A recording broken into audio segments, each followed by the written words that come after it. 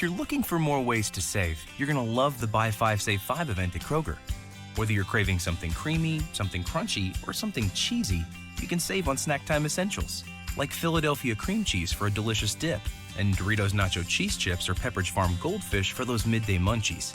Plus, when you buy any 5 participating items, you'll save $5 at checkout with card. More ways to save. It's easy. Kroger. Fresh for everyone. Just a fashionable reminder to all my fellow Allen Premium Outlets shoppers that you don't need an excuse or a special sale to treat yourself. Want new shoes? Up to 65% off. Dreaming of a new bag? Up to 65% off. Love a deal? Shop up to 65% off Adidas, H&M, The North Face, and more. Treat yourself today, tomorrow, whenever. Allen Premium Outlets. Assignment Center. Okay, tonight's SVU looks intense. A cop assaulted by a superior officer. Pushed to do the unthinkable. Cops investigating cops. It's gonna get real. All new SVU, guest starring Holly Robinson Peete. After the epic series finale of The Good Place. Tonight on NBC. Families committing federal crimes without realizing it. I wouldn't want to see anybody else going through what I had to go through. Pitched a chance to rebuild their credit. This sounded like a chance to start over. Instead, risking prison. NBC5 Investigates goes undercover to expose the truth. Tonight at 10.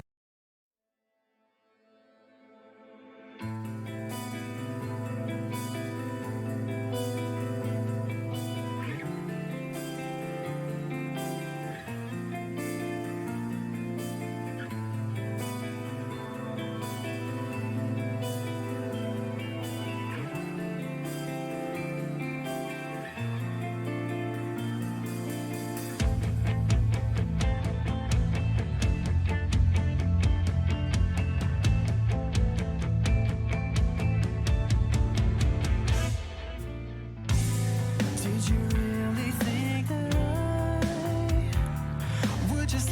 I would just lay down and die? This is where we draw the line. You won't cross me, but I dare you to try. Your bridges are burning, and I've just been waiting to finally take back what is mine. This is what happens when you start playing with fire. Your desire, everyone burns in the air.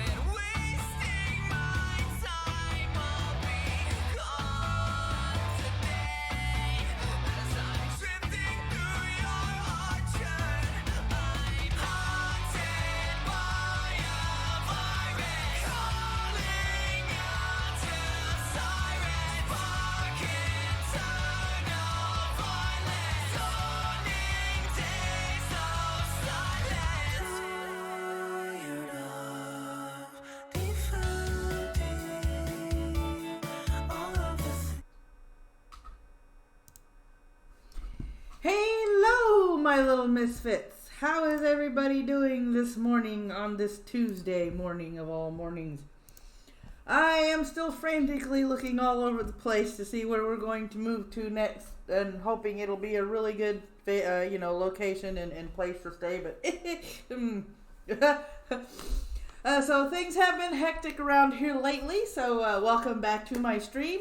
I see we have a Grillin' Pirate Pete on there. I see a Richo. I see Ghost Dog. I hope everything works out for your mom's appointment at the hospital there, Ghost. And we have a Diz so far typing in the chat on YouTube.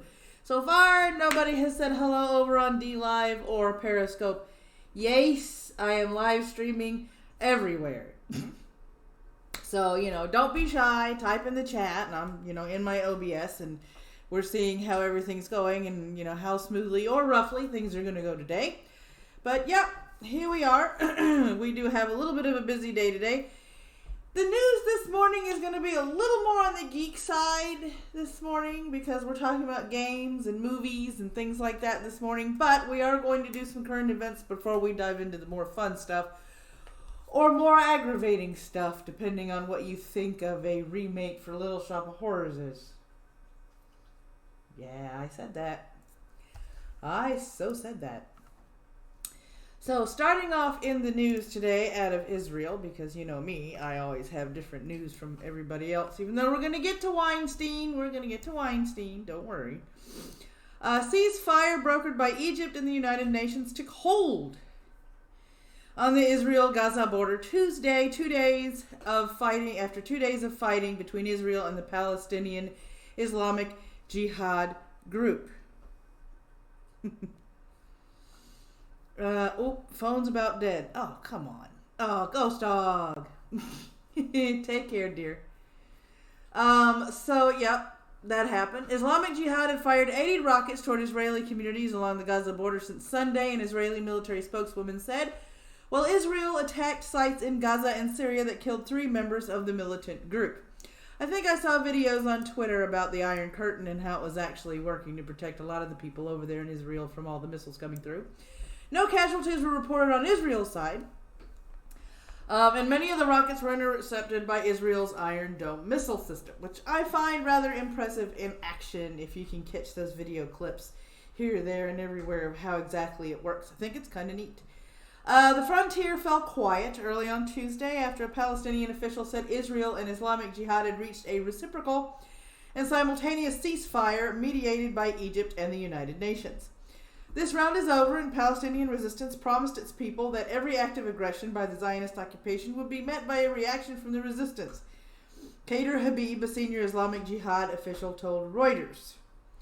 See how they're saying it's a jihad? They're actually distinguishing it from a regular Islamic person, because a jihadist is completely different from your, everyday run-of-the-mill Muslim.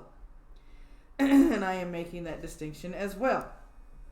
As most people know, when I say radical Muslim, I'm talking about the jihadists and not your everyday Muslim that you can have a cup of coffee with. The Israel military said it opened roads near Gaza border on Tuesday, that it had closed when fighting began, and that train services would resume in the area. But citing security concerns, the military kept Israel's border crossings with Gaza closed, except for humanitarian cases, and banned Palestinian fishermen from heading to sea. So there's here and there. The violence erupted on Sunday when Israeli troops killed an Islamic Jihad member who the military said was trying to plant explosives near Israel's border fence with the Gaza Strip. So, video widely shared on social media showed what appeared to be a lifeless body of the militant dangling from an Israeli military bulldozer as it removed the corpse. I'm not surprised. How many ceasefires have we had in between the two of them thus far? I think I've lost count. How many of you in the chat, any of the chats, are waiting for the Palestinian people to break the ceasefire this time? Because, usually ceasefires are broken by the Palestinian militant troops. So, it's going to be interesting to see. Let's see here. Next story is our dear Weinstein. Go ahead and do this and put that. All right, here we go. Weinstein found guilty of sexual assault and rape in victory for #MeToo movement. Former movie producer Harvey Weinstein was convicted of sexual assault and rape in a New York court on Monday and taken off to jail in handcuffs, a victory for the #MeToo movement that inspired women to publicly accuse powerful men of misconduct. Hi, Pink Chi over on Periscope. How you doing? Yep. They on and off. Ceasefires come and go. Ceasefires come and go. Let's see here. Once one of Hollywood's most influential producers, Weinstein, 67, was found guilty of sexually assaulting former production assistant Mimi Haley. I don't know how to pronounce that. In 2006, and raping Jessica Mann, a one-time aspiring actress, in 2013. Officers helped Weinstein unsteadily to his feet before leading him away. His lawyer said Weinstein, who has used a walker throughout the trial, was expected to be taken to a medical facility in New York City's Rikers Island jail complex. A spokeswoman for Weinstein said later that the one-time movie mogul was diverted instead to Bellevue Hospital in Manhattan, which has a unit that provides medical care for jail inmates. Okay. I kind of got into an argument with somebody on Twitter this morning because they kind of was like, well, you know, how permanently damaged are these women because they're making millions of dollars? Now, okay, I'm not going to discount that there are some women that probably willingly went to that quote-unquote casting couch, but there are women who probably didn't do it willingly and were too shamed and too guilt-ridden and just too fucked up to, you know, step forward. Morning, memes. So, you know, it's those women that, you know, to me, you can't put a price tag on how you feel after you've been sexually assaulted. And when I say that, I'm talking about the women who didn't really do it willingly. Because let's face it, depending on how should I put this? Depending on how driven you are, is going to depend on whether you sell your soul to the devil or not in order to become popular, if that makes sense. So, yeah, that happened. Okay, let's see here. I'm trying to get down. Here we go. Weinstein faces up to 25 years in prison on the sexual assault conviction. He was also convicted of third-degree rape, sexual intercourse without consent, which carries a prison sentence of up to 4 years. The jury of 7 men and 5 women acquitted Weinstein on the most serious charges, which carried a potential life sentence. Asked by reporters outside court how the jury experience was for him personally, jury foreman Bernard Cody said devastating, but declined to elaborate. A long legal battle in the appeals courts is likely to ensue, because he's got money. He's got fuck you money, so he's going to keep it going. At the start of the trial, defense lawyers accused the judge of bias, the prosecutors of withholding evidence, and the media of turning the trial into a circus. Weinstein still faces sexual assault charges in California, which were announced just hours after his New York trial began on January 6th. Dozens of women have also filed lawsuits against him. Film producer Harvey Weinstein is handcuffed. Oh, that's a picture that didn't come through. More than 80 women, including famous actresses, accused Weinstein of sexual misconduct stretching back decades. He denied the accusations and said any sexual encounters were consensual. Manhattan District Attorney Cyrus Vance said at a news conference, "It's a new day because Weinstein has finally been held accountable." He praised the jurors. "Your verdict turned a page in our criminal justice system." Yes, it did. "To the survivors, I owe and we owe an immense debt of courage to you," Vance said. The jury acquitted Weinstein on 2 counts of predatory sexual assault and first-degree rape, forcible intercourse, of Mann.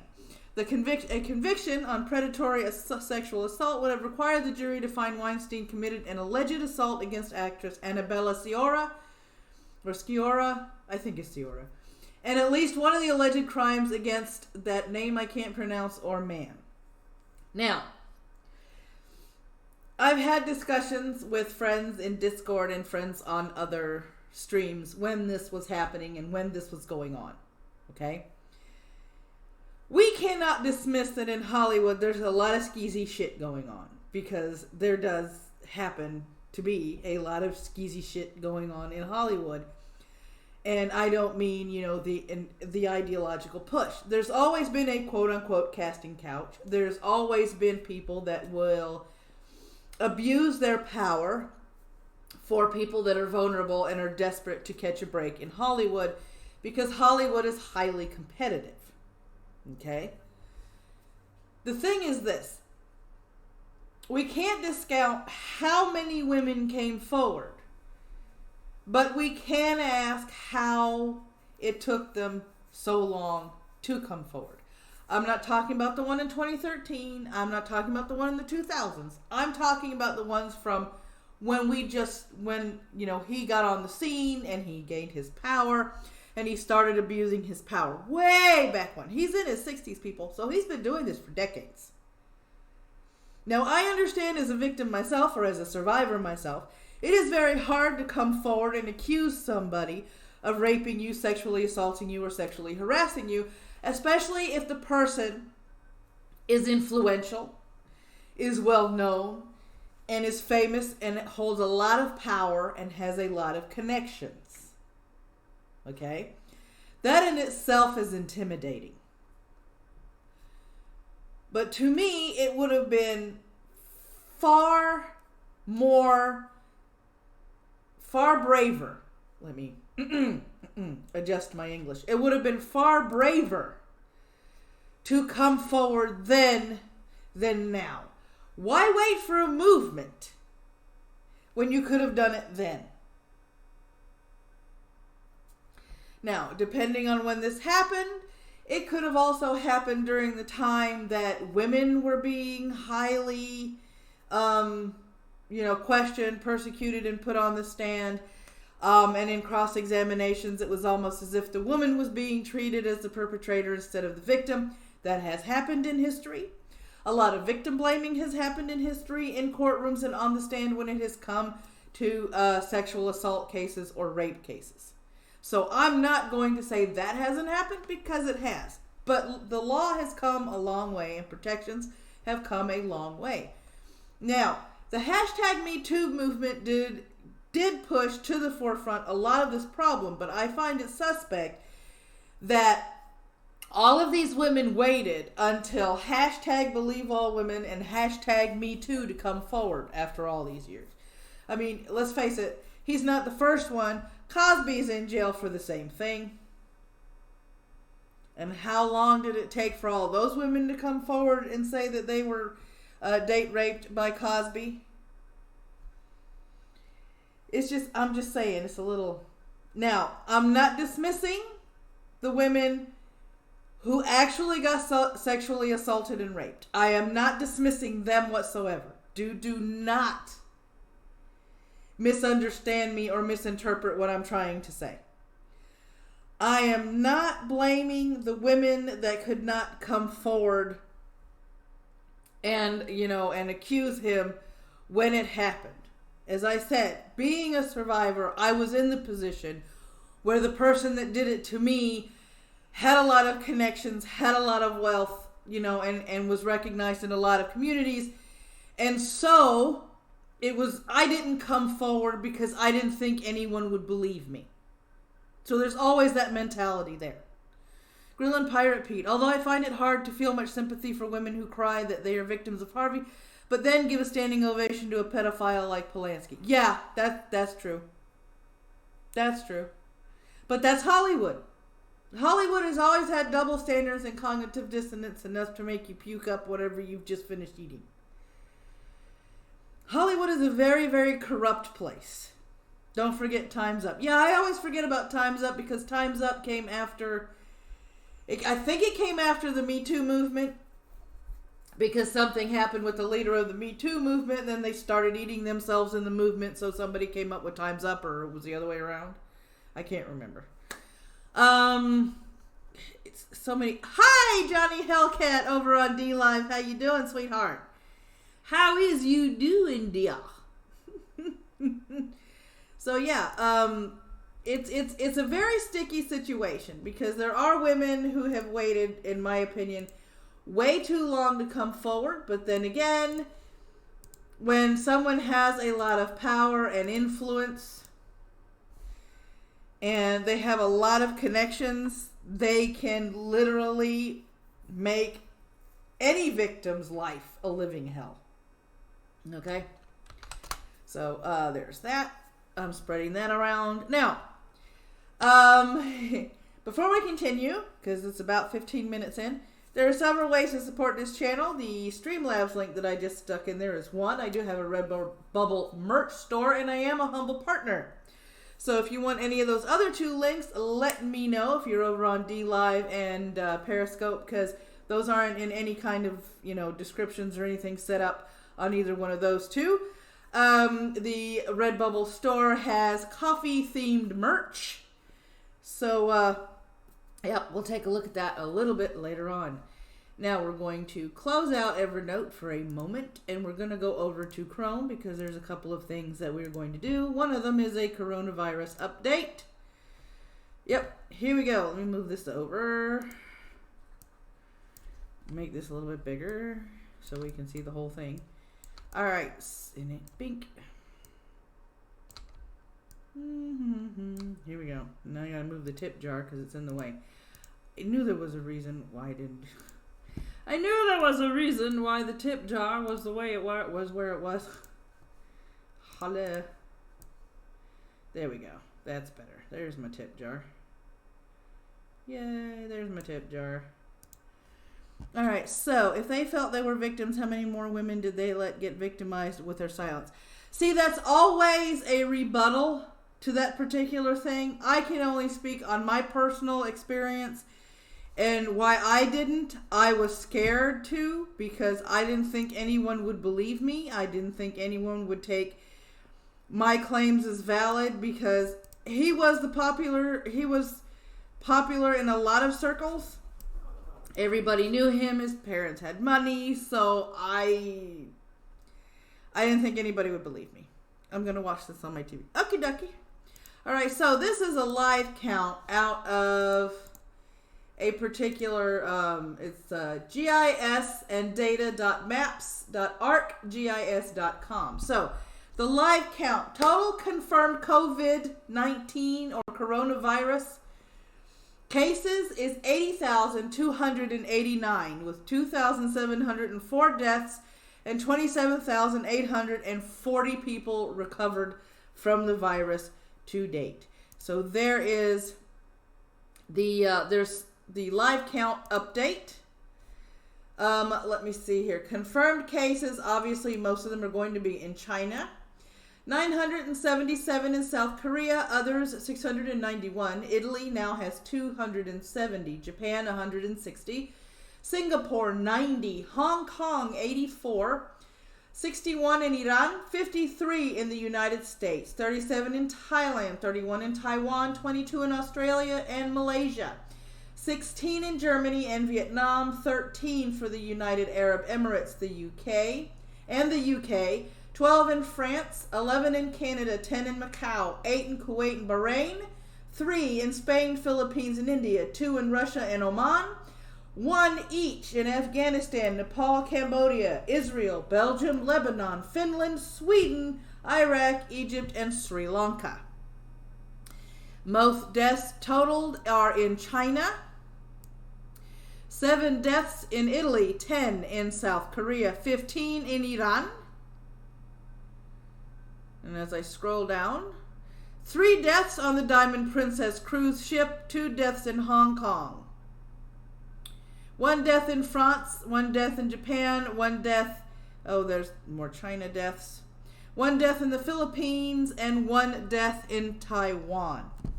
So there is your live count for your coronavirus, or as a lot of people are naming her now, Corona-chan.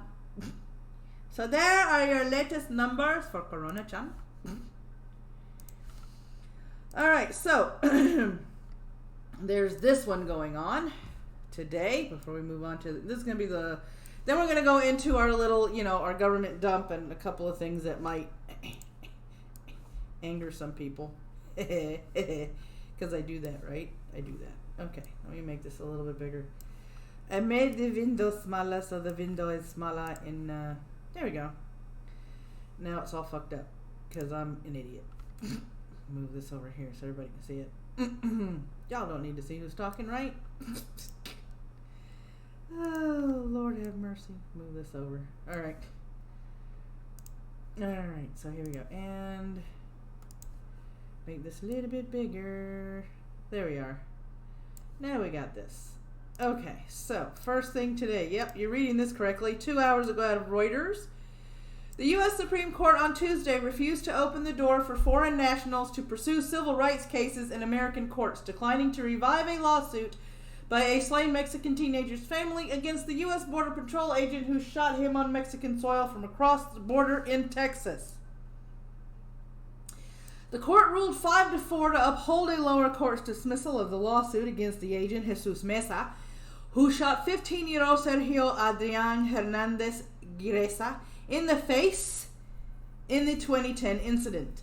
The family sued in federal court seeking monetary damages, accusing Mesa of violating the U.S. Constitution's Fourth Amendment ban on unjustified deadly force and the Fifth Amendment to due process. What's wrong with this picture? I don't see anything wrong with this picture. They dismissed a lawsuit for people that aren't even legal citizens of the United States. So how can you claim that they violated the Fourth and Fifth Amendment when you are not a citizen of the United States? And somebody better get a hold of that car alarm because it's annoying me. Thank you. Okay, so for a little background, here is the Hernandez versus Mesa case. This was docket number 17-1678. It says the case is still pending, citation pending. So it was argued November 12th, 2019. So here's the facts of the case. Sergio Adrian Hernandez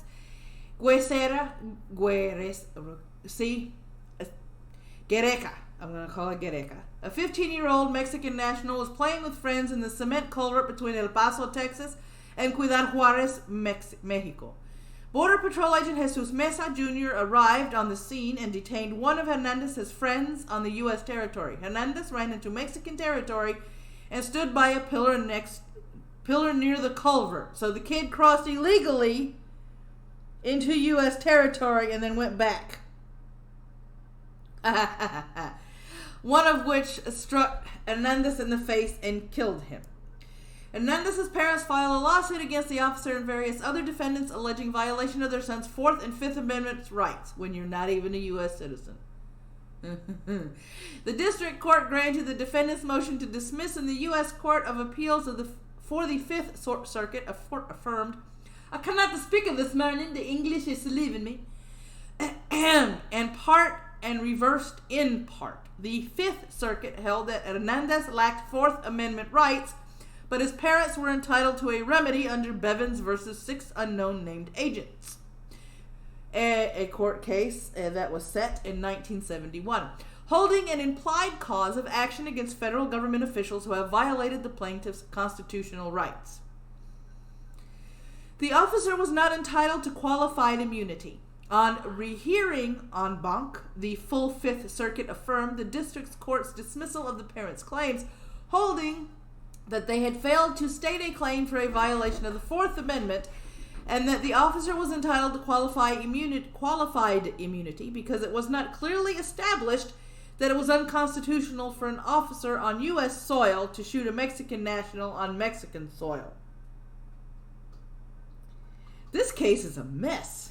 The U.S. Supreme Court granted certiorari, I don't know how to pronounce that, in 2016, and reversed the en banc Fifth Circuit as to qualified immunity.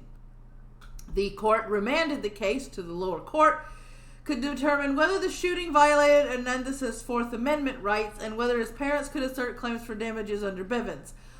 On remand, the en banc Fifth Circuit once again affirmed the district court's dismissal of the complaint, holding the excessive force claim was unlikely, any that had been decided previously, and thus the plaintiffs were not entitled to any remedy under Bivens.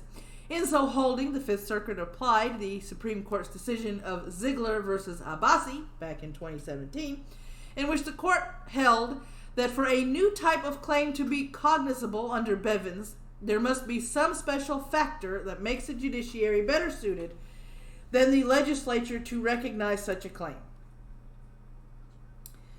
Now, here's the question, and I don't mind having a little bit of a discussion about this because I find this rather interesting.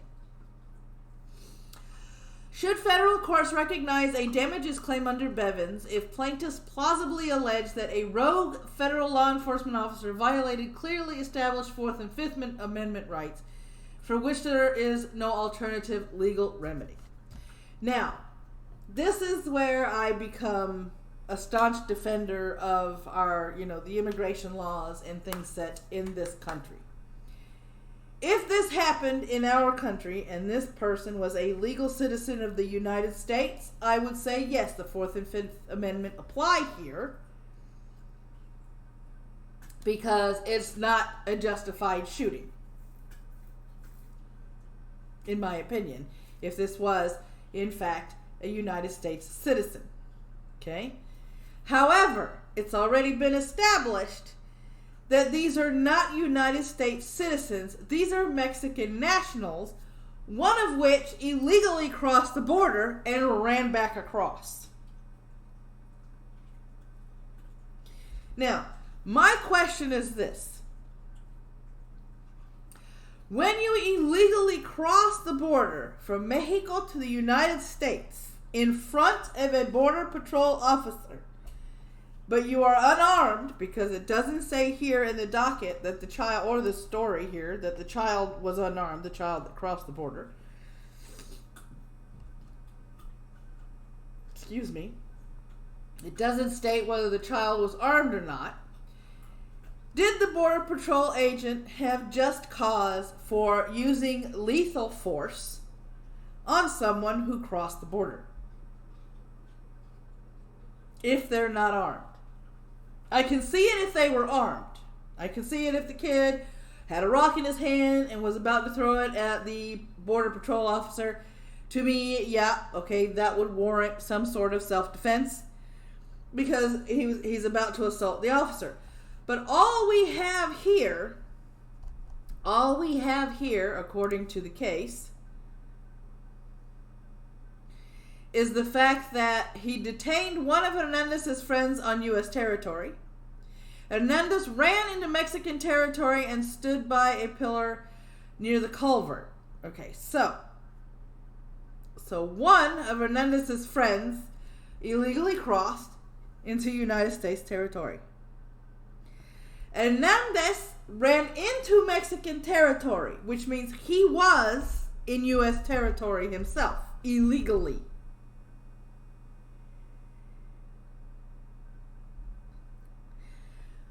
But my question here is, even though they crossed illegally, okay, what are the laws and what is the power that a Border Protection Patrol officer has in the case of firearms and being able to use that firearm in order to protect our border? Are they able to use it willy-nilly? Do they have to establish a case of, I don't want to say self-defense, but armed intrusion, for lack of a better phrase here? Because this is where the mess plays in my opinion. Okay? This is where the mess plays in. Because playing with friends in the cement culvert between El Paso and Ciudad Juarez would generally lead somebody to believe that these children were not armed. They were just playing around. They were just goofing off. Okay? So, if they were goofing off, then I don't think they deserved to be shot at. In which case, the Border Patrol officer was using excessive force on a bunch of kids, and it was unwarranted. Okay? If this would have been any different, if this particular first paragraph would have described armed children trying to enter the United States, then I could see where he would pull his firearm and he would fire off shots. Yes, Ruby Shoe, what is it? That's my puppy, in case you guys don't know. So this case is kind of sticky.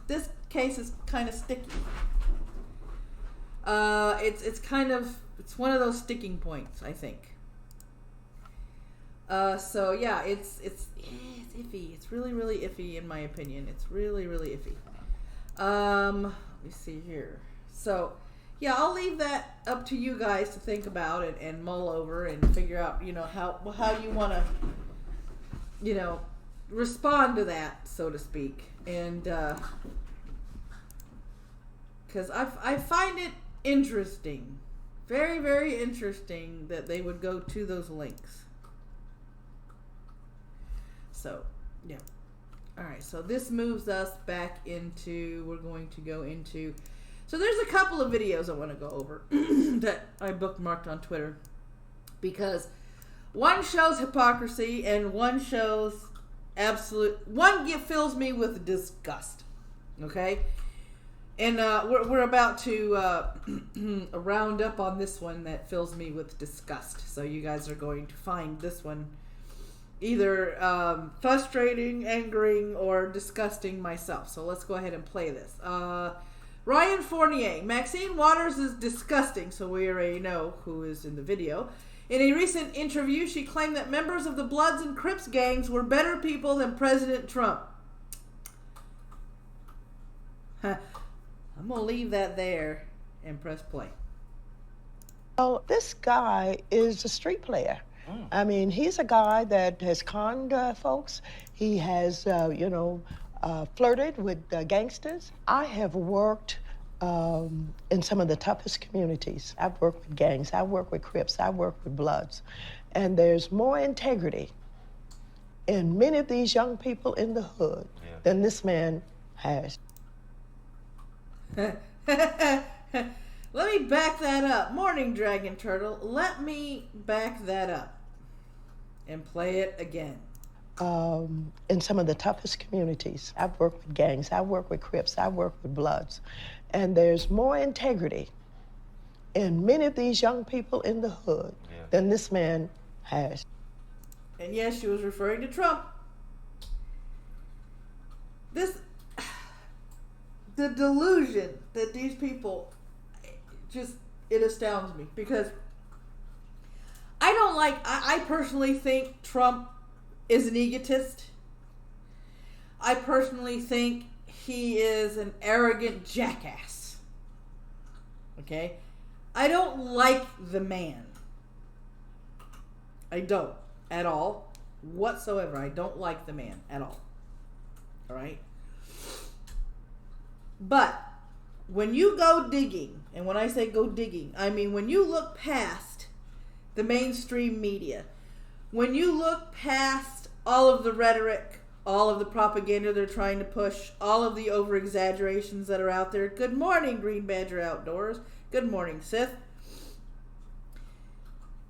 He is doing his best to fulfill every single campaign promise that he said he was going to fulfill when he was on the campaign trail. The economy is strong and doing well. There are more people employed than there was under the 8 years under Obama, and dare I say, even under the years of Bush and possibly even Clinton. Okay? They don't want to see the good that Trump has done. They're too busy pushing false stories and clinging to the grab them by the pussy and conveniently forgetting the fact that he also said, and they let you. They're willing to look past all the good things he's doing because he is not Hillary Killington.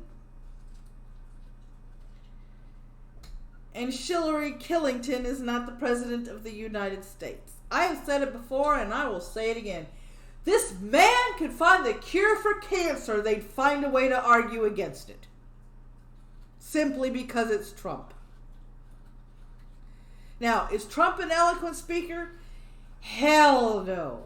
In no definition of the word is this man an eloquent speaker unless you give him a script and tell him to stick to it. Unless you give him a speech and tell him not to vary from that speech. This man, when he ad-libs, sounds like a 4-year-old toddler recounting how his day went. With all of the verbal stumbles, with all of the you-knows, with all of the over-exaggerations. You know, he rounds up figures. They say he lied. That's what kills me. That's what makes me laugh. Because he rounds the figures up. And then they produce the actual figures. Are you saying groupies are a thing? Right, Sith male? Yeah. It's just, it astounds me all the lies that they have come up with in order to, you know, vilify him. And this has got to be the most witch-hunted, persecuted, insulted, and vilified president of our history. And it's sad. It's really fucking sad. Back on February 20th, before I, you know, unmute this, I'm going to put this back to the beginning. Yes, this is Dragon Turtle. What is important over on YouTube? What is important is if they are the bad guys from World War II or if they are trans inclusive. Just like how they are good people for their politics even when they want gulags for people they don't like. Exactly, the double standard. Dragon Turtle also says over on YouTube, just look at things like the SJWs in VTM or SCP. Vampires are undead, evil, parasitic monsters, and the Foundation is a shadowy organization that cares almost nothing for individual human life. Yeah. The double standard and the cognitive dissonance just knocks me off my seat. Panina Chan on YouTube says, but his verbal stubbles is actually what makes him endearing on top of keeping his promises and being able to fight back and fight back effectively. Yeah. Now, do I like the fact that he posts on Twitter? Yes and no. I love the fact that by posting on Twitter, he's circumventing the mainstream media, and we get to see exactly what the context is in which he tweeted and what he tweeted about. We get to see the entire thread and not the cherry-picked quotes that the MSM likes to put out there. Now, are there some things that Trump has tweeted that have made me go several times? Several times. And for those of you guys that follow me on my MWM Media Studio Twitter, you have seen me quote tweet him and call him an idiot. Because he's being one. Those of you that follow me on Twitter on my main Twitter account, I've also seen people call me out when they keep telling me that, oh, the only people you ever call out is Ocasio-Cortez and people on the left. Where have you been? This entire time I've been on Twitter. I call out everybody that's full of bullshit that I find. Let me put that caveat in there because some people think I'm fucking omniscient. That I wake up in the morning and go, oh, somebody said something stupid on Twitter. I think I know who it is. Let me find them. Because they always sit there and go, well, you didn't say anything about so-and-so. I didn't see it. I'm one person. I am not a clone. I am not triplets. I am not quintuplets. I am not a news studio. I mean, as a matter of fact, this is it, peeps. 10 by 10 room.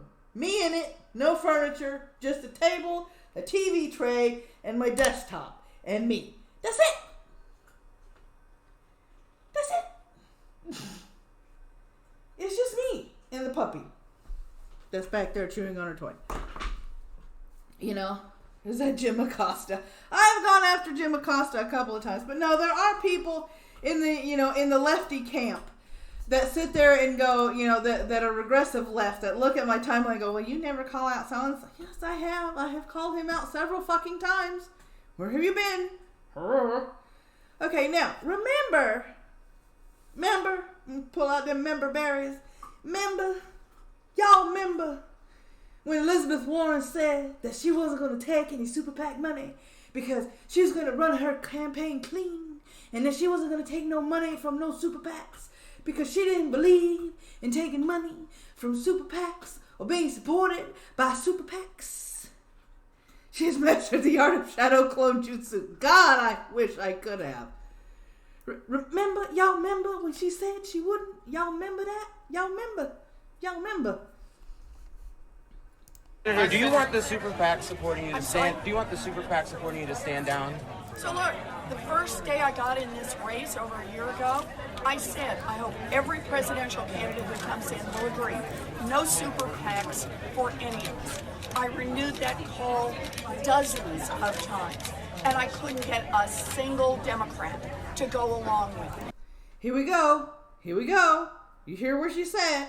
She told every Democratic delegate out there, candidate that was running, not to take super PAC money, not to do it. She was telling them not to do it while she wasn't doing it at the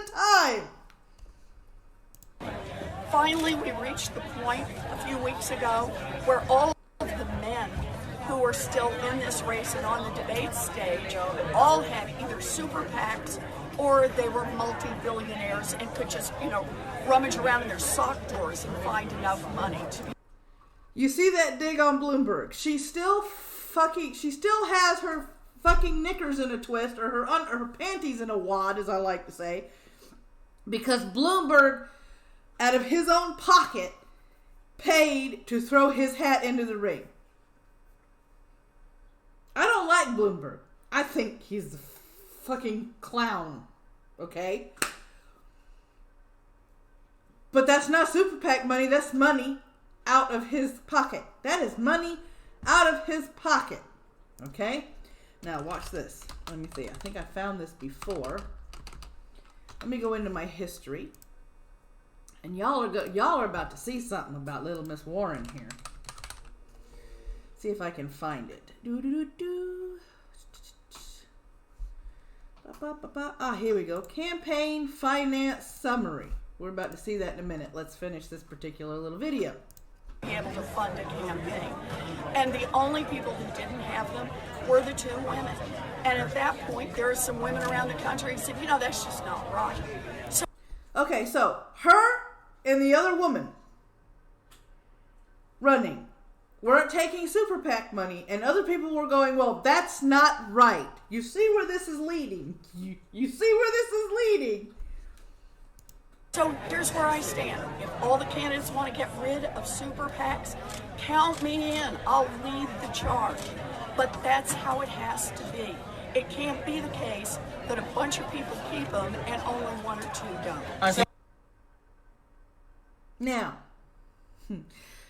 type ones in the chat if that sounds like a version of everybody jumped off a bridge, so I did too. Because to me, that's exactly what the fuck she said.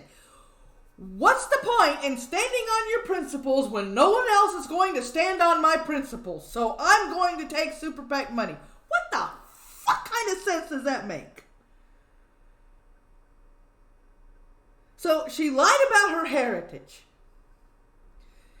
At this point, let's take the boxes off for little Miss Warren, okay? First, she lied about her heritage. Upon saying that she was going to outlaw private medicine, she has alienated every union out there. She has pissed off the people that are fighting to keep the Second Amendment because she wants stringent gun control. She pissed off feminists out there when she said when a man makes the mess, it's a woman who you turn to clean it. And now she has gone back on her own convictions, saying that she wasn't going to take super PAC money by taking super PAC money. Why? Because everybody else is taking the super PAC money. Why shouldn't I? And people are still backing this woman. Oh my God, it's astounding. It's just really astounding. Ezreal. Let me see. Over there on YouTube. I'm popping in long enough to say that Baldur's Gate 3 terrifies me. I love Larian. I'm a very old fan of theirs, but I hate Murals, writer of D&D 5 edition, who is writing BG3 and demands gameplay change. Yeah, well, we're going to get to that today. It's Rule 34 because Warren said she just wanted to be a man. Right?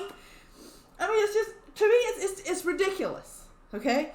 And this is why I tweeted what I tweeted the other day, and now I regret it because the day after, the motherfucker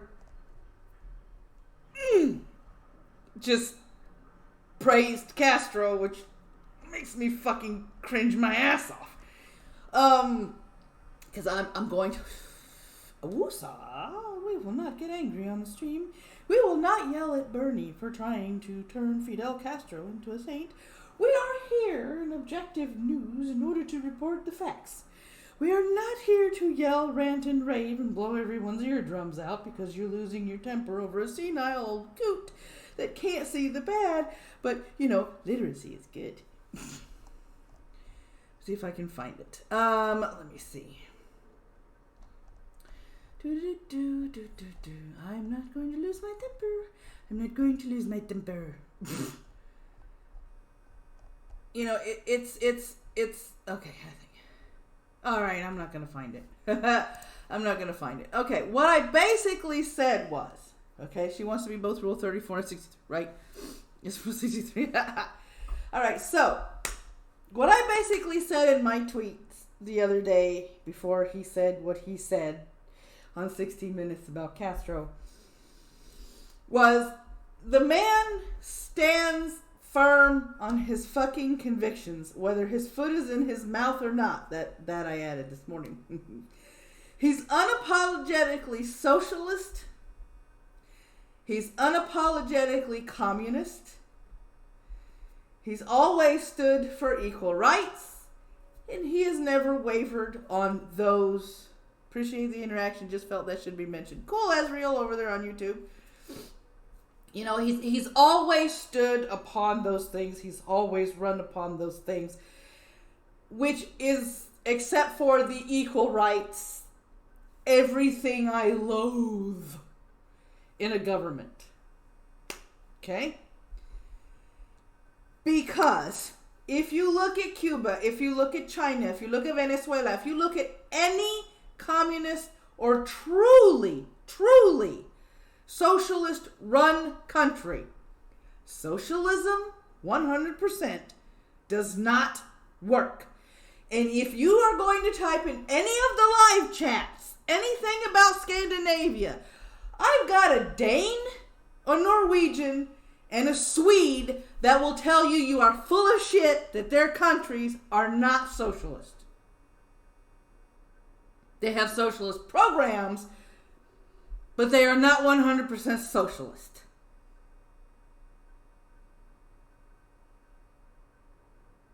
So, on that point, we're going to continue and we're going to go over to the government dump and figure out what's going on in the government. Because if I continue on Bernie, the rest of this stream is going to be me yelling about the man. And I'm trying not to yell on stream. I am so trying not to yell on the stream. I am trying to be a good girl. Oh, wait, we were going to do this with Elizabeth Warren. Okay, so we're doing this before we go over there. First election, 2012. Running for president. No shit.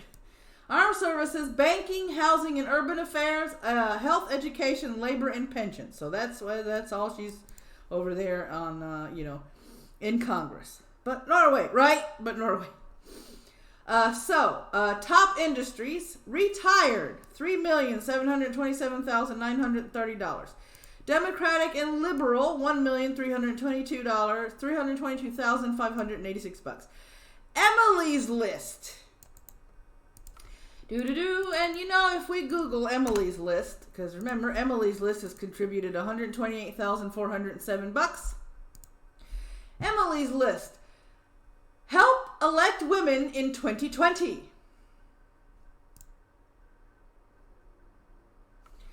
Let me see here. About us. Let me see. Our mission and vision. Our vision is a government that reflects the people it serves and the decision makers who genuinely and enthusiastically fight for greater opportunity and better lives for the Americans they represent. We will work for larger leadership roles for pro-choice Democratic women in our legislative bodies and executive seats so that our families can benefit from the open-minded... oh, sorry. That's out loud. Productive contributions that women have consistently made in office. Howdy, Cynical Lindsay over there on YouTube. Dragon Turtle. Not socialist, but still socialist enough to face collapse in the future, especially if they run out of oil. Yeah, true. So, elect leaders who ignite change. Now, this is under their About Us tab over there on good old Emily's List.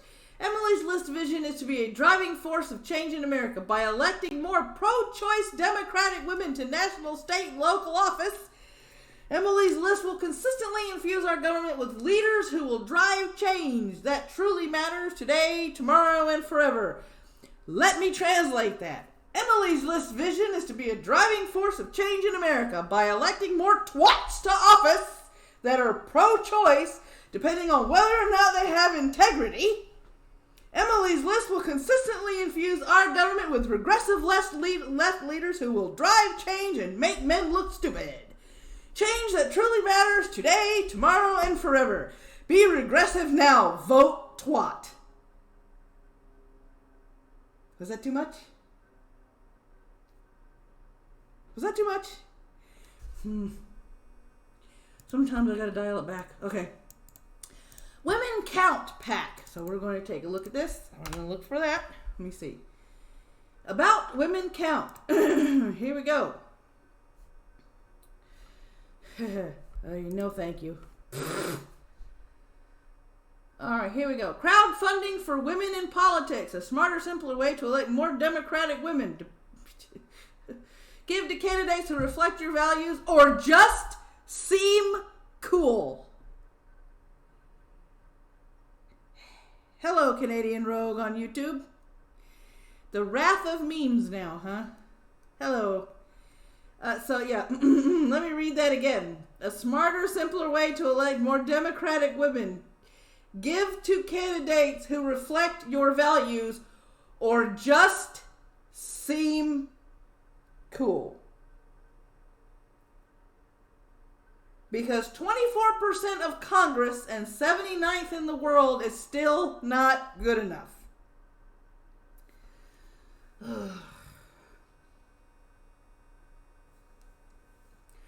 Vote twat, no matter what. That should be that should be a regressive left feminist platform. Vote twat, no matter what. It rhymes. They like shitty rhymes. There's your shitty rhyme. Oh my fucking god. It just gets worse. Okay. So, she has raised $91,990,805. She has spent $89,690,825.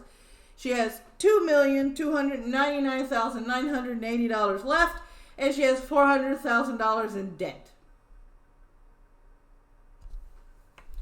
Cynical Lindsay on YouTube. We want women, except those pro-life internalized misogynists. They're women haters. That's not exactly inclusive. No, it's not, but since when have they been inclusive? Oops, there I go again, being snarky. I really gotta watch that. My mouth gets me in trouble. So, here's another breakdown. Women's issues. So here we go. Top industries right there on the screen. Dragon Turtle on YouTube. They are all for female abortion. But if it's from a man's seed, regardless of how they got it, or even if it isn't, and the judge rules the best interest of the child, they become a wage slave to her. Yep. Canadian Rogue on YouTube. Well, she's raised her funds from mostly broke individuals. Yep, because she is doing the one thing that always makes my eye fucking twitch. Her, Bernie, and a whole bunch of other people are saying, oh, it's free health care. Free college. Free this. It is not free if you are taxing people to pay for it. It's not free if it's a tax. Period. Case in point.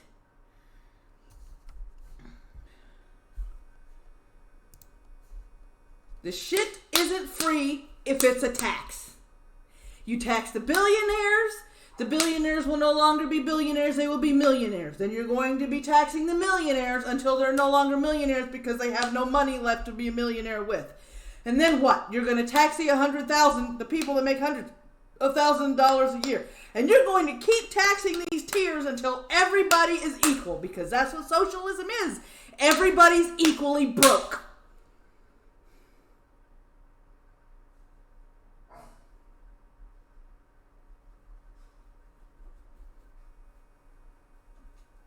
Socialism and communism strive for everybody to be equally broke, because you inevitably run out of everybody else's money doing what you're doing.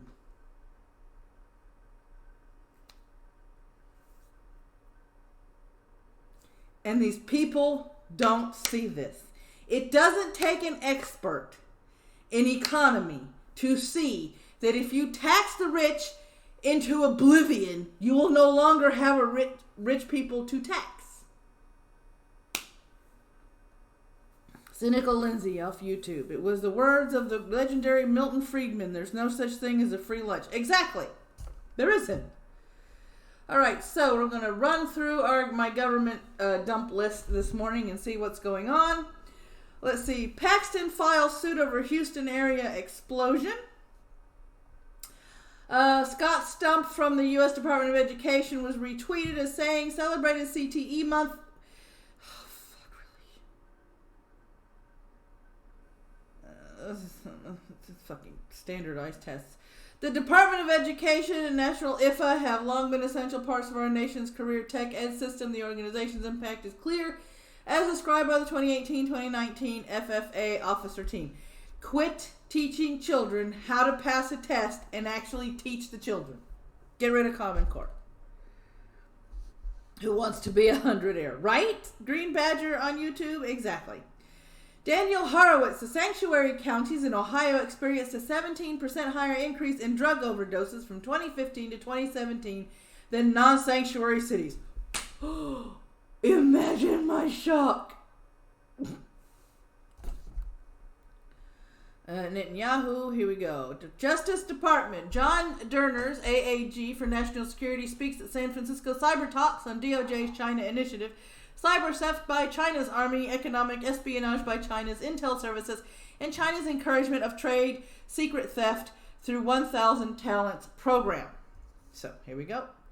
FEMA. We know saving money can be a challenge, so they've got some sort of webinar going on today to teach people how to do that. Free CE. Watch the new CDC grand rounds, maintaining measles elimination and enhancing vaccine confidence in the U.S. Listen to our new hashtag Beyond the Data podcast as CDC's Dr. Tanya Telfair LeBlanc and Dr. Amanda Khan discuss measles and vaccine confidence in the U.S. Vaccinate your kids. Oh, look. It's Shitmer. President Trump and his administration have no plan to deal with the coronavirus. No plan. And seemingly no urgency to develop one. Oh, Jesus fuck. I'm just going to scroll past that.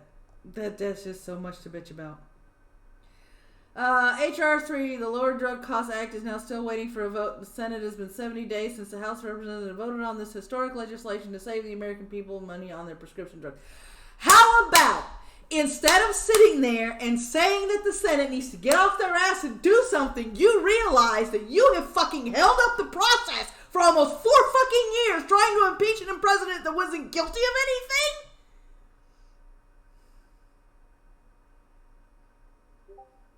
Maybe that's why?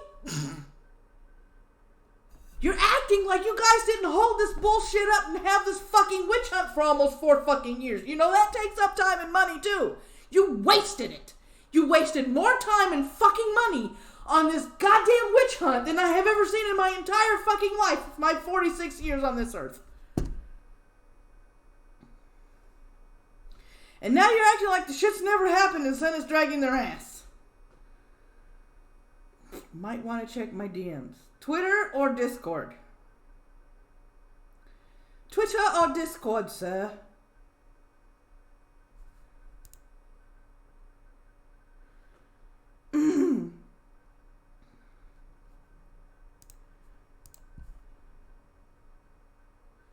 Because that's live. Okay.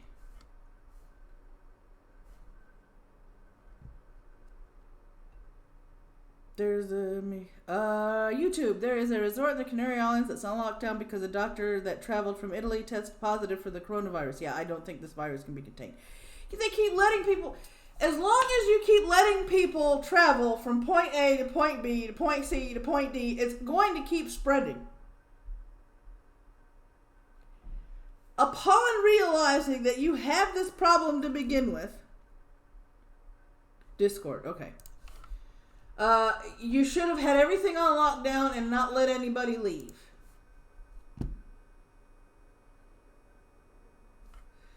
Okay. Yeah, I covered that this morning on the live count. I covered that this morning on the live count. We've got over 80,000 now and 53 are in the U.S. I believe that's how I put it. Let me see. Is that my count? That's my count. That is my count. 80,350, 2705, 2705, and 27,878 recovered. So, let's see here. Okay. You're gonna make me read this, idiot. I have sent you. Alright, and not just because they broke their hand on your face. Right! I heard the beep. Yeah, I heard the beep too. It's over there on my laptop. Alright! Oh, someone's gonna. Donald Trump insists the U.S. is in very good shape on the coronavirus as number of cases rise to 53, which I counted this morning. Because he's an idiot. Corona Chan has a death count now. And the White House unveils $2.5 billion emergency plan while the World Health Organization warns of global pandemic.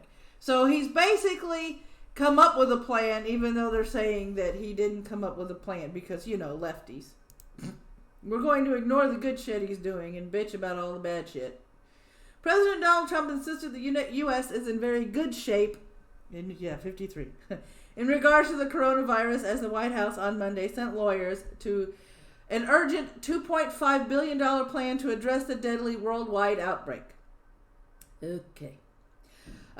We think we're in very good shape in the United States, the president said at a business roundtable meeting at the U.S. Embassy in Delhi.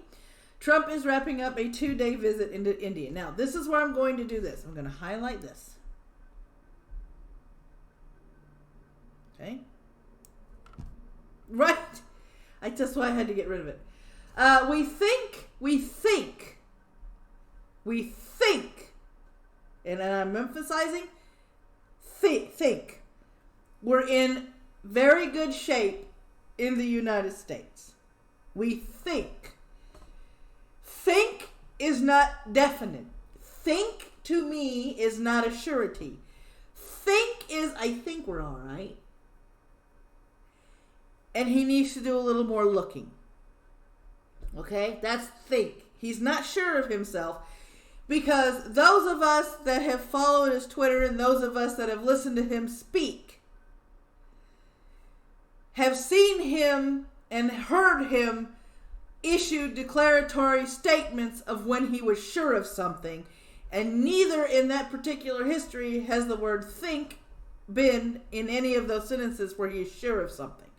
When he declares something with all surety, there isn't a think in there, there isn't a maybe, there isn't a may or might. It is a definitive declarative statement. We think is not definitive. And yes, I'm breaking down the English. I think it's going to be under control. There he goes. I think it's going to be under control. That is not a definitive declaratory statement. Not in the least. He thinks. He doesn't know this. He's not sure of this. He thinks. He thinks. That's the part that people overlook. See, I don't sit there and I don't call him an idiot for no reason. But if you read, if you transcribe his words, if you pay attention to how he says things, there is a pattern. He thinks. He's not sure about it. He's not 100% sure about it. Okay? With the addition of these new patients, which include 5 evacuees from the Diamond Princess cruise ship and 1 from Wuhan, the outbreak's epicenter in China, the number of Americans with coronavirus has soared to 53. Why did they let them leave China? I know that sounds cruel. I know that sounds absolutely cruel. But this started in the Wuhan province. This started in Wuhan, China. This could have been contained in China if they would not have let people fly all over the place. But they let people leave. You knew this virus was spreading, China. You knew this virus was spreading. You knew it spreads fast. And you let these people leave instead of putting it under quarantine and putting everything on lockdown as soon as you realized what was going on. And you knew this at the beginning of January. Xi Jinping knew this at the beginning of January. Oh, this is Canadian Rogue on YouTube. Oh, if you head down to the big map near the bottom, you can see we might be fucked in the manufacture of certain goods. Working on it. Trump's administration is asking Congress for $2.5 billion to fight the fast-spreading coronavirus, including more than $1 billion for vaccines, the White House said earlier on Monday. So, coronavirus in the U.S. and Canada. We've got 12 in Nebraska, 24 in California, 1 in Arizona, 11 in Texas. I'm telling you, I'm going to say this. Every time geography comes up on these streams, I suck at geography. Illinois, Michigan. That's Wisconsin. And one over here.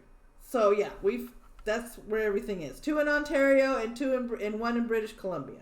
So, yeah, those masks don't help. I hate to be flippant about it, but these masks don't help. White House Budget Office spokeswoman Rachel Semmel said today the administration is transmitting to Congress a $2.5 billion supplemental funding plan to accelerate vaccine development, support preparedness, and response activities to procure much-needed equipment and supplies. Cynical Lindsay on YouTube. Oh dear, I hope he's right, because if this spreads, this is going to have a negative effect on his re-election efforts. Yep, it is. It will. It spreads in the U.S. Yeah, it is. It will. If he can't get a lid on this and he can't get everybody rallied behind him to get rid of this, if he can't get everybody rallied behind him to, definitively take care of this, put a cap on it and keep it from spreading, Texas, you got all the important ones. Well, I live here. I better know what my state looks like. Oh, so yeah. But, and this is, y'all put on your tinfoil hats. Okay? Because I would not be surprised in the least if the people on the left tried to do a power play to make him look bad, and it backfired on them. Grill and Pirate Pete, didn't they say it was airborne to any soft, moist tissue so it can get to you through your eyes? Yeah, it did. Coming from China to Cali, then Texas and Nebraska, and some to New York. Yep, it's going. Yep, and that number has changed. So, 11 new cases were confirmed Thursday by University of Nebraska Medical Center. 12 of those 13 passengers held at the North National Quarantine Center in Omaha, Nebraska, while 1 was transferred immediately to Nebraska Biocontainment Unit because they had developed symptoms of the virus and had an underlying condition. Now, my question is, now we know it's airborne.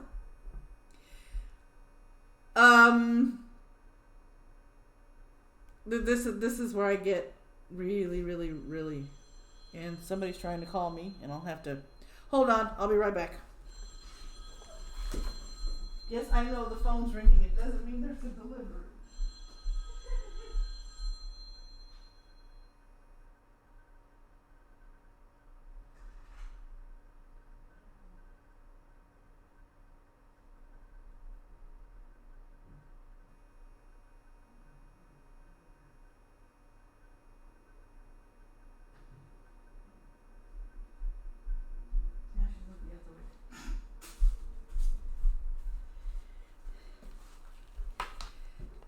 as a side note, you know you've ordered too much shit to be delivered when your cell phone rings and the first thing your dog does is run in to get you and then look out the window to see the car pull up. Not that we have any deliveries, but that's what she's doing right now. She's looking out the window to see if the car with any deliveries is going to park and come to the door. And you tell me that dogs are dumb. Right. So what I missed? Grill and Pirate Pete. Didn't they say that it was airborne? Yeah, okay. Panina Chan coming from China to Cali. Yep. Canadian Rogue. Trump nationalist focus will need to be back on his playbook. Yes, it will. Cynical Lindsay. California will be an epicenter for sure. Yep. And my state is next to California. Sorry, Lindsay. Let me see. Green Badger. So, wear my gas mask at all times. Got it, right? Johnny Hellcat. This break brought to you by Doorbells, because my knuckles hurt. Over there on D-Live. Yeah, that was my cell phone ringing. She thinks that everything that comes to the door now that she's been getting bark boxes every month, that everything belongs to the puppy. I know it's Amir's and Sar's cousin. I know it is. I've been following that. Let me see here. COVID. Let me see here. Let me do this live. COVID-19.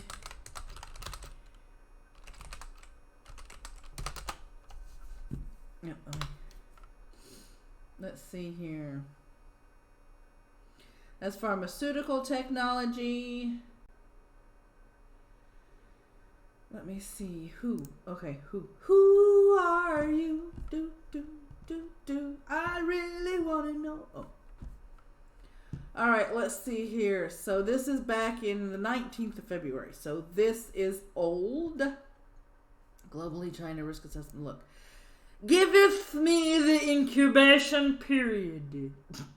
That's why I'm looking this shit up. Let me see if it works over here. Incubation. All right. Let me see. And it says there's 5 of them. So let's pop down here. Here we go. All right. Preliminary estimates of median incubation period are 5 to 6 days, ranging from 0 to 14 days. And estimates for the serial interval range from 4.4 to 7.5 days. Several estimates have been shared in the preprint, and information will be updated as more information becomes available. So, it has an average of 5 to 6 days for an incubation period. So you can be carrying this motherfucker for 5-6 days.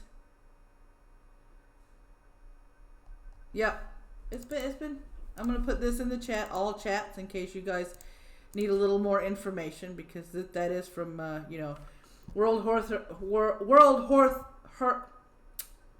stop, rewind, edit, remember your English, play. It's from the World Health Organization, or, as many people know them, WHO. I believe the longest incubation found was yet 27 days. Yeah, I saw that when I did the search.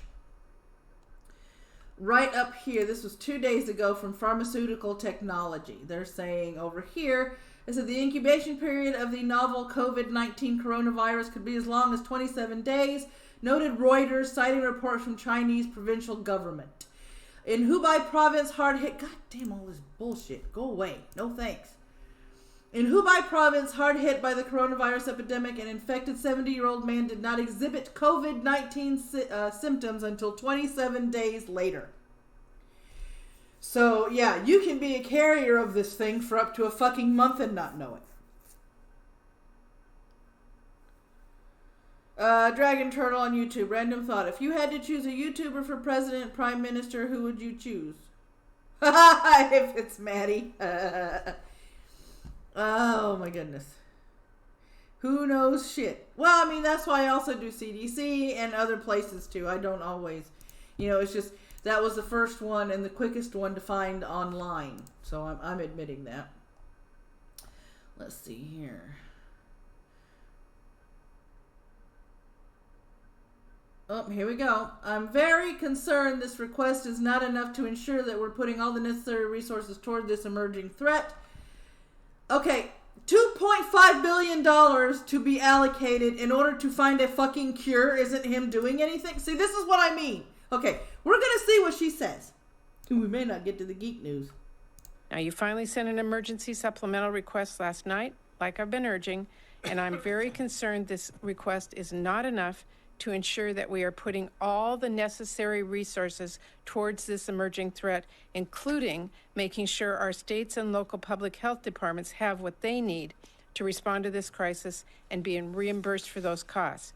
And I'm very concerned about how thin the details on that are, because despite what this budget proposes, not a single public health expert has told me the thing we really need to do right now is cut the CDC's program by 9%, or cut critical global health programs by $80 million, or cut the Infectious Disease Rapid Response Reserve Fund by $35 million, or cut public health preparedness and response programs by $120 million.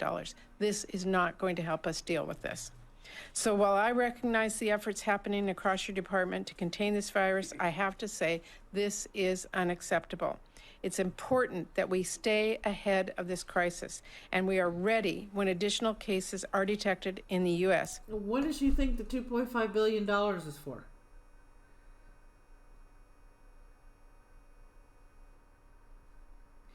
Canadian Rogue from YouTube. I like this part in the article. Chinese scientists believe the coronavirus may have started life in a research facility just 300 yards from the Wuhan fish market. Right? And then there was the pictures of the lab with the Umbrella Corporation logo and shit. I love that. Because I've been watching this shit from the beginning, because you'd be dumb not to keep track of this. You would really be dumb not to keep track of this. I'm about to cut this off. Power off. Yeah, I'm real professional on my stream. Hey, real professional. What does she think the $2.5 billion is? I mean, this... It kills me. It really kills me. The heck? Right? Oh, now, here we go. House Republicans retweeted. Ways and Means GOP. Now... Here's a quick quiz for everybody in all chats and all live streams that are watching me on all the platforms that I am broadcasting on. What does GOP stand for? Devs support radical plans like Medicare for all that would eliminate private insurance, canceling plans for millions of American families while increasing taxes and giving the government more control. Yes, because most of the candidates that are running now want to make privatized health care illegal. Flipping commie, cosplaying fascists, their incompetence is going to get us killed. Yeah! Yep. Canadian Rogue on YouTube continues with the report says genome sequences from patients were 96% or 99% identical to the bat CoV-Z C45 coronavirus originally found in Rhinophis affinis, an intermediate horseshoe bat. Grumpy. Let's see. So it seems you can joke about Batman now, Maddie. Thank you. Let me see. Diz on YouTube. One of the scientists at the lab near the market quarantined himself multiple times for possible infection from the coronavirus bats. Huh. Canadian Rogue on YouTube. So, seem you can joke about the Batman now. Johnny Hellcat over on D-Live. GOP, grumpy oversized prostate. Panina and Dragon Turtle, who agree with each other. Grand old party. That is correct. That is absolutely correct. Alright, so it is time, before I continue, this may be a 2-hour stream. I's talking to me. Alright, so this is the part of the stream where I smile sweetly and go, this channel and its sister channel, Maddie's House of Geek, are made possible by viewers like you. Please consider contributing to the channel and all of its content. A contribution to the channel does get your stuff read on the screen, but you don't have to pay to get it highlighted, because I like to keep track of my chat. No matter how big I get, no matter how popular I become, I will always pay attention to the chat, because a lot of these particular news streams and commentary streams are dependent on having a conversation with you, the people that watch the channel. So, there we go. Straight Sith Mail. Mr. Menaker has been doing some great stealth live streams on the, on the Wu Flu Insanity. Yeah, I don't doubt it. He's that level of, anal retentive that a lot of people strive for. What's the matter, puppy? Dragon Turtle on YouTube. Just wait till I start making AI Skynet with Chinese characteristics. Right? Right? Okay, so now we're going to do this. And now we're going to come back over here and we're going to hit the geek news. And we're going to start with the one thing that made me go, why? Why? Why are we doing this? Why are we doing this? Why? Do we have to? Not that one. This one. Funding for this channel is provided by the Corporation of Public Censorship and by viewers like you. Right? That's why I always sound like PBS when I do that. Yes! Those of you that are seeing this on screen are seeing it correctly. This is out of lwlies.com. A new Little Shop of Horrors remake ensnares Chris Evans. Why do you need to remake a classic movie? The whole point of Little Shop of Horrors is for you to sit there and tear it apart. Just like Rocky Horror Picture Show. It doesn't need a remake. Leave it alone. He'll star as a demented dentist alongside Taron Egerton and Scarlett Johansson. In the Hollywood life cycle, nothing ever truly dies. Yeah, because they like rehashing shit because they have run out of imagination and imaginative ideas and solid stories. It is merely laid to temporary rest until it can be reincarnated. And some things don't need to be reincarnated because they were perfect the first time around. What begins as a cheapo B-movie may gain a second life on Broadway, then a third back in Hollywood, and yet another generations later. Right, Diz? Nah, I'm good. I'm good too. Little Shop of Horrors, the Roger Corman horror show, turned movie musical, shall be turning movie musical once more, according to Deadline. Power producer Greg Berlanti will direct a new adaptation that has already attracted a high-profile cast, the latest being not another teen movie star, Chris Evans. What? You didn't want to say Avengers? You didn't want to say Captain America? Not another teen movie star. So a remake of a remake of a remake. Yep. No, Rick Moranis cannot be replaced, says Diz over on YouTube, and I completely agree he cannot. He's the dentist, Panina. He's the dentist. Feed me, Seymour. And I got another thing DM'd to me. Alright, that'll probably be for Wednesday, because right now I'm doing my geek stuff. If you want me to find your stuff, you see I have a hashtag on the screen. Hashtag it on either one of my Twitter accounts. And I'm on Gab, so I may add a slide to this slideshow later for you guys to hashtag it on Gab as well. But yeah, MWM News. I'll take a look at it every morning, and I will see what I can find. He's slated to portray deranged dentist Orin Scrivello, the principal antagonist, and lovable dweeb Seymour. Taron Egerton. I am going to click this because I don't know what the fuck he looks like. No clue who the hell you're talking about. So let me find a picture of this idiot. I'm calling him an idiot. I shouldn't call him an idiot. This guy. This is Taron Egerton. No. No.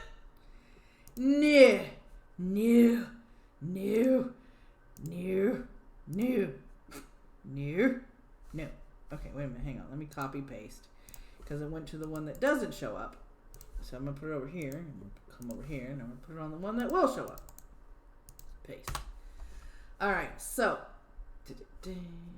And here we go. And once again, I will go new. No. That's Taron Egerton. That's going to be Seymour. That's Seymour. Somebody I have never fucking heard of. Why can't y'all just leave shit alone? Leave it alone. Alright, our mild-mannered florist lands in the middle of an apocalyptic situation where he cultivates a killer. We know! Those of us that have seen it, we know. Scarlett Johansson's gonna be Audrey.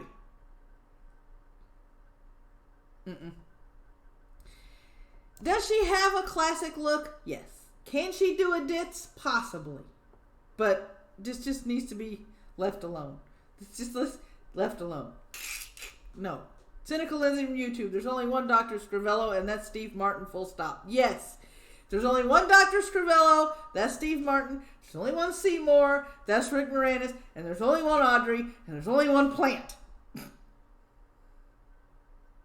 Because if I remember correctly, the Plant was voiced by someone from either The Temptation or The Four Tops.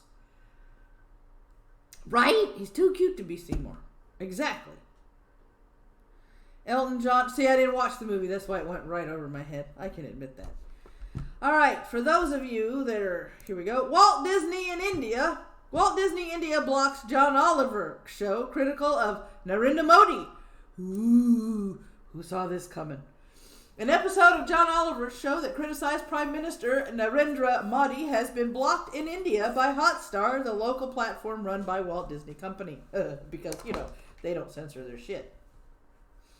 The comedian was previewing President Donald Trump's visit to India on his Emmy winning last week, Tonight on John Oliver, which typically airs at 6 a.m. each Tuesday in the Asian nation. When subscribers logged in February 25th, they could only find older episodes. While Modi may have charmed Bear Grylls, the world, and our current president in India, he is an increasingly controversial figure because his government has pursued a steadily escalating persecution of religious minorities. Ooh, you can't say that in there in India. Oh, you bad boy, you bad boy. Oliver said in the episode, which can be viewed on the show's YouTube account, the only glimmer of hope here is that for perhaps the first time in Modi's whole career, his actions are creating a massive and sustained backlash. Cannot speak against a person that is in charge. No, you get censored. Amazon.com Inc. last year removed an episode of the CBS show Madam Secretary from its streaming service in India, the Quint reported. The episode had references to Hindu nationalism and Hindu extremists in India-occupied Kashmir, a Himalayan region that's been a long-standing flashpoint between India and arch-rival Pakistan. So, yeah. John Oliver got censored. Climate in Hollywood. That's a big no-no. Right, because, you know, you have to pander to Asia for some reason. Who cares? Let me see. Cynical Lindsay on YouTube goes, I just realized there's no way this remake is going to get off the ground unless major changes are made. Audrey is the abused damsel in distress, and Seymour is her knight in shining armor. In today's climate in Hollywood, that's a big no-no. Yep, exactly. It is. So they're going to fuck it up. Alright, here we go. Those of you that like to play Baldur's Gate. Baldur's Gate 3 comes to Steam in 2020 as an early access game. It took a while, but Larian Studios is narrowing down launch plans for Baldur's Gate 3. Hasbro, which controls Dungeons & Dragons owner Wizard of the Coast, has confirmed at the New York City Toy Fair that the long-anticipated role-playing sequel will arrive I can't speak, on Steam sometime in 2020 as an early access title. You won't see BG3 gameplay until Larian's PAX East presentation on February 27th, 2 days from now, at 3:30 p.m. Eastern, but it's already clear the studio doesn't intend to make players wait much longer past the 2 decades since Baldur's Gate 2. Dark Alliance Remake, Hasbro expects to release a game in the role-playing franchise every year until 2025. So, let's see, Dragon Turtle on YouTube. I think it was on that last award show. I forget exactly what she said, but it was the normal feminist stuff about objectifying women. Yeah, they're all going that route. And Hollywood is beginning to leak money.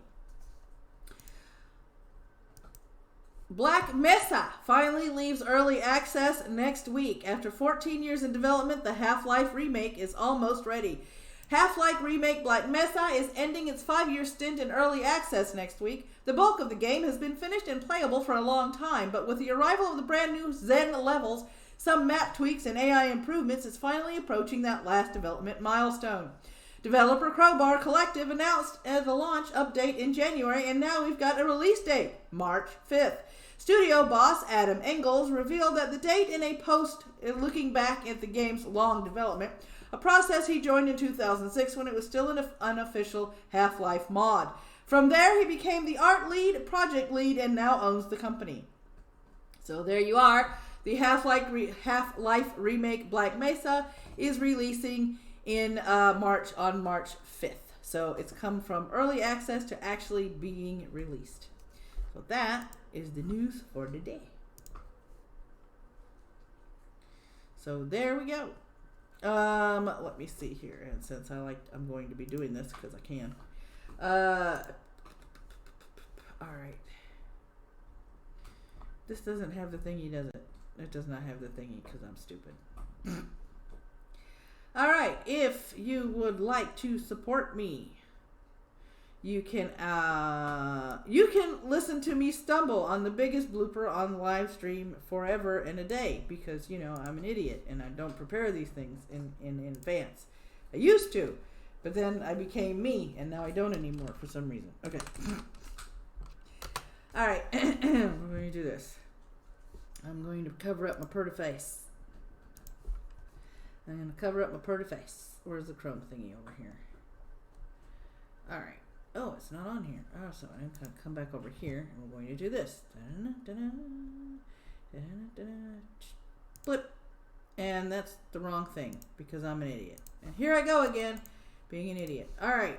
If you like to support your content creator through merch and you like coffee themed merch, may I suggest to you my Redbubble merch store. Yes, that's a shameless plug. There is the link in all of your live chats popping up at the moment. From t-shirts to acrylic blocks to coffee cups and more, we have 4 different themes available. First one being, my day is fueled with snark, inspiration, fast fingers, and lots of coffee. Second one being, a little risque here with a double entendre because I like it. I like it hot, I like it steamy, and I like to take my time. Coffee, the morning maker. That is theme number 2 in the Redbubble store. 3, the day starts after I've had enough caffeine to hear colors and wake the dead. And number 4, for the zombie killing contingent, coffee, the zombie killing must-have beverage. Yep, 4 different themes, 4 different ways, and a myriad of things to put the patterns on in the Redbubble store. Check it out, support me, give me money, spend your money on me, and all other shameless things like that therein. You can also follow me on the things that have been cycling on the screen on the bottom left-hand corner and find other ways of, you know, supporting my content and my channels. So, next Thursday, this coming Thursday, not next Thursday, the brain is now malfunctioning. Next Thursday at 11 a.m. Central Standard Time, we will be back with more Coffee Talk. And don't forget, hashtag MWM News on the Twitters. I will be taking a look at it over the next couple of days to see what you guys have found for me. Or you can DM me links through Discord or Twitter because my DMs are open. Until next time, guys, behave. And if you can't behave, well, damn it, at least be good at it. Bye.